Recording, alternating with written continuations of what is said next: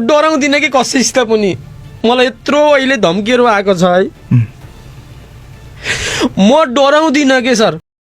एकल नस्लीय चिन्तन भएका हिन्दू राष्ट्र सहितको निरङ्कुश सत्ता चाहने राजतन्त्रवादी विक्रम छेत्री, मलाई डर पटक्क लाग्दैन भन्नुहुन्छ, तर मिडियामा रुँदै मलाई धम्की दिएको छ भनेर चाहिँ बोल्नुहुन्छ। तिमीलाई किन धम्की दिने मित्र?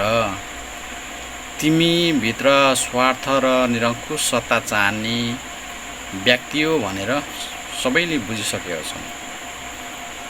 अहिलेको लोकतन्त्र धर्मनिरपेक्ष संहितामा सबैलाई छिटो छरितो र जनताले छाम्दा छामिने एउटा सरकार चाहिएको, निरङ्कुश सरकार चाहिएको होइन।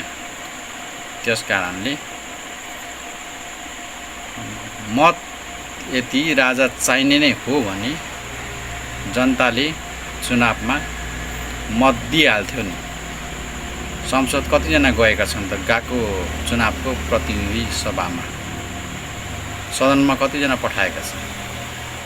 अनि हावातालमा त्यो 8 अरब 7 अरब कप्लक्कै ब्याङ्कबाट लोन खाने दुर्गा परसाईको पछि लागेर हावातालमा बोल्दै कुकुर जस्तो भुक्दै हिँडेर हुन्छ। अलिकति सोच विचार गरेर चाहिँ बोल्नुपर्छ क्या। दिमाग नपुगेपछि रुँदै हिँडेर समस्या समाधान हुँदैन मित्र। यो देशमा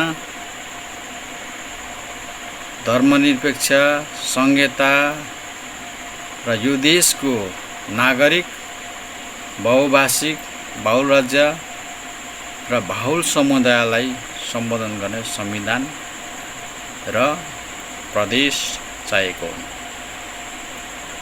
शक्ति विकेन्द्रीकरण स्थानीय तहमा जनताले छाम्दा छामिने छिट्टो छरिटो सेवा सुविधा विकास चाहिएको हो।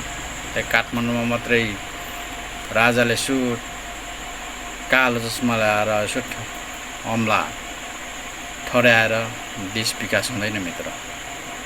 तपाईहरुलाई राजा नै चाहिन्छ भने राजाकै घरमा गएर बस्नुहोस् न। अलि बिहान जुरुक्कै उठ्नुहोस्, ढोक्नुहोस्, बेलुका सुत्ने बेलामा ढोक्नुहोस्, उसको घरैमा बस्नुहोस् गएर।